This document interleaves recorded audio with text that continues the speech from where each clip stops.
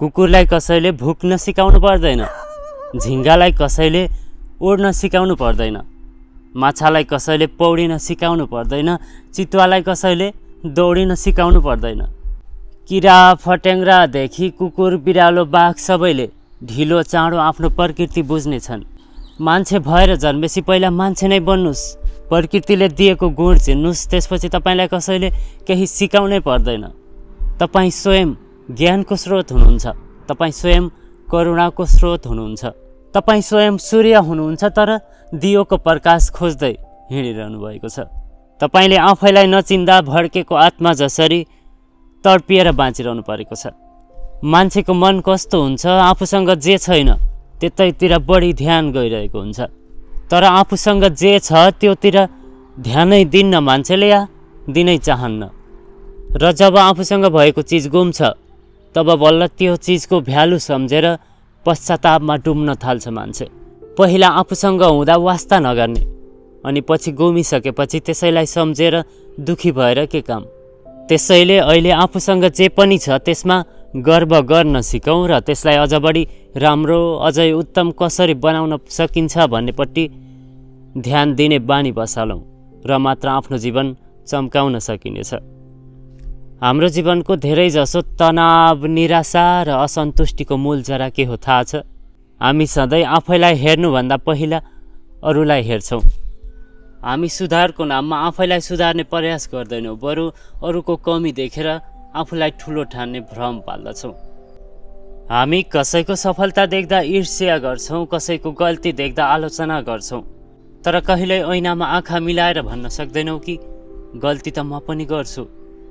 जीवनमा साँचो सुख पाउनको लागि अरूलाई दोष दिन बन्द गरेर आफूलाई निर्माण गर्न सुरु गर्नुपर्छ। त्यसैले आफ्नो कमजोरी स्वीकार गर्न सिकौँ, अरूलाई दोष दिएर भाग्ने होइन, आफ्नो त्रुटि पहिचान गरेर सुधार गर्ने आँट राखौँ। यही बाटोबाट सुधार सुरु हुन्छ। अरूको सफलता देखेर प्रेरणा लियौँ, ईर्ष्या होइन। सफल मान्छेप्रति घृणा होइन, उनीहरूबाट के सिक्न सकिन्छ भनेर हेरौँ। आफ्नो बोलीमा मिठास ल्याउँ।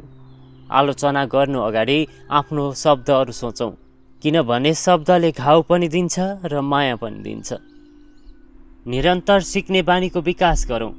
आफूलाई जान्ने ठान्नुको सट्टा केही नयाँ कुरा सिक्न सधैँ तत्पर रहौँ। धैर्यता र सहनशीलताको विकास गरौँ। सानो कुरामा रिस उठाउने होइन, ठुला कुरालाई पनि शान्तिपूर्वक बुझ्ने कला सिकौँ। आफ्नो समय र ऊर्जा सकारात्मक कार्यमा लगाऊ। अरूको आलोचना गर्नुको सट्टा त्यो समय आफ्नो क्षमता बढाउन प्रयोग गरौँ। दयालु बनौ, कठोर होइन। हरेक मान्छेको मनभित्र पीडा लुकेको हुन्छ, त्यसलाई बुझेर व्यवहार गरौँ। कुनै पनि कुरा नबुझेमा सोध्न लाज नमानेर खुलस्त बनौ। नबुझेर आलोचना गर्नुभन्दा बुझेर सम्मान गर्न सक्नु ठुलो कुरा हो। स्वयं प्रेरित बनौ। अरूले देख्दा मात्र होइन, आफूले हेर्दा पनि सन्तुष्टि मिल्ने जीवन जिउँ। आफ्नो आत्मालाई खुसी बनाउने जस्तो ठुलो कुरा केही हुँदैन। हरेक दिन आफैसँग सोधौँ कि आज म के सुधार गर्न सक्छु।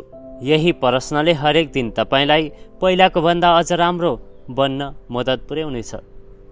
अरूको कमजोरी गन्न सजिलो छ, तर साँचो वीरता भनेको आफ्ना कमजोरीहरूलाई स्वीकार गरेर त्यसलाई सुधार गर्ने हो। जब हामी आफैलाई परिवर्तन गर्न सुरु गर्छौँ, त्यो दिनबाट संसारले पनि हामीलाई फरक ढङ्गले हेर्न थाल्छ। त्यसकारण आत्मसुधारको बाटो अरूलाई होइन, आफैलाई हेरेर तय गर्नुपर्छ र बल्ल जिन्दगी सोचे जस्तो रङ्गीन बन्नेछ।